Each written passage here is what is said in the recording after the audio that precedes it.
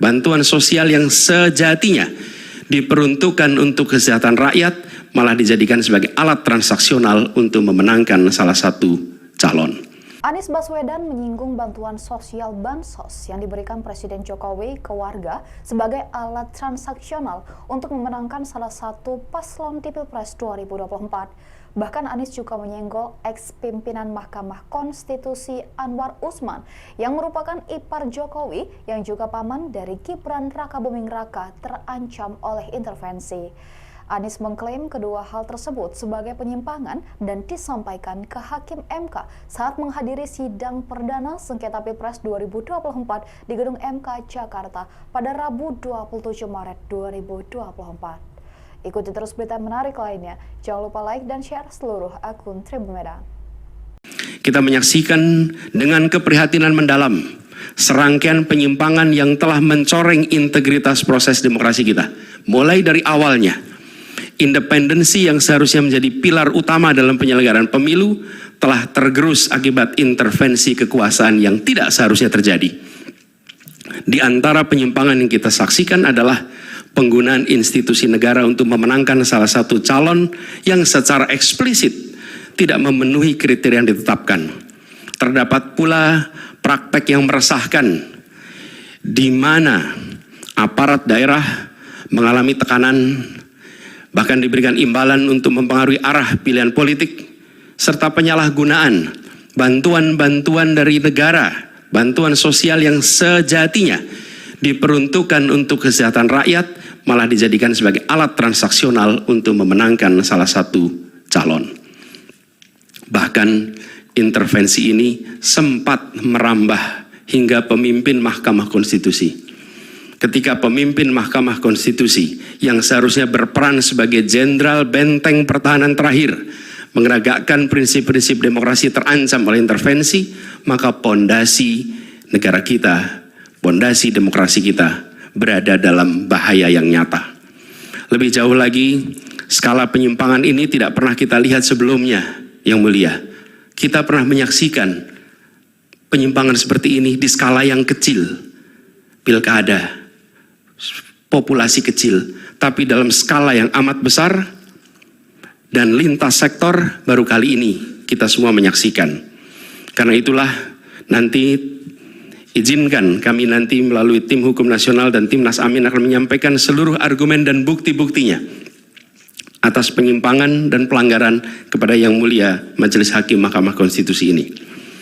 Kami, waktunya 2 menit lagi. Yang Mulia Hakim Mahkamah Konstitusi yang kami hormati, kami muliakan. Apa yang kita saksikan ini bukanlah peristiwa biasa. Ini adalah titik klimaks dari sebuah proses yang panjang.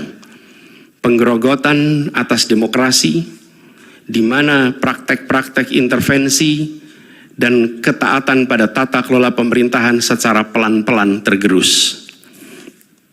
Oleh karena itu, Yang Mulia Hakim Mahkamah Konstitusi, di hadapan Yang Mulia, kini terbentang satu momen paling krusial dalam perjalanan demokrasi kita.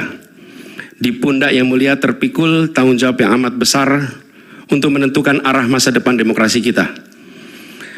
Apakah kita akan melangkah dalam persimpangan jalan ini menjadi sebuah republik dengan rule of law atau rule by law?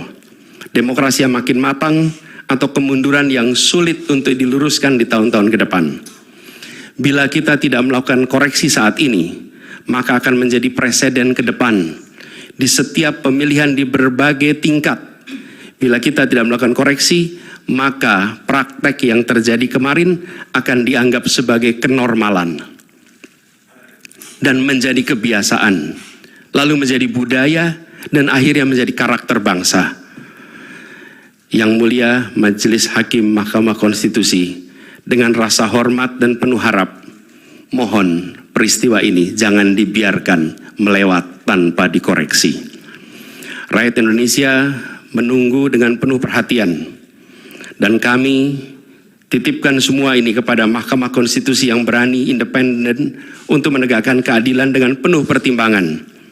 Kami mendukung Yang Mulia untuk tidak membiarkan demokrasi ini terkikis oleh kepentingan kekuasaan yang sempit, tidak membiarkan cita-cita reformasi yang telah lama diperjuangkan menjadi sia-sia. Tindakan dan keputusan Mahkamah Konstitusi terkait dengan jadwal pemilihan kepala daerah serentak serta keputusan penghapusan pasal pencemaran nama baik telah memberikan kepada kami harapan bahwa independensi, keberanian, ketegasan dalam menegakkan keadilan hadir kembali di Mahkamah Konstitusi ini.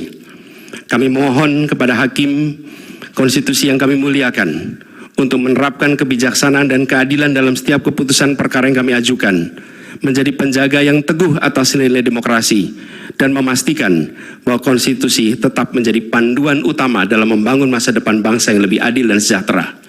Semoga sejarah mencatat dan menjadi saksi atas dedikasi dan komitmen yang mulia untuk mempertahankan integritas dan martabat demokrasi dan konstitusi kita.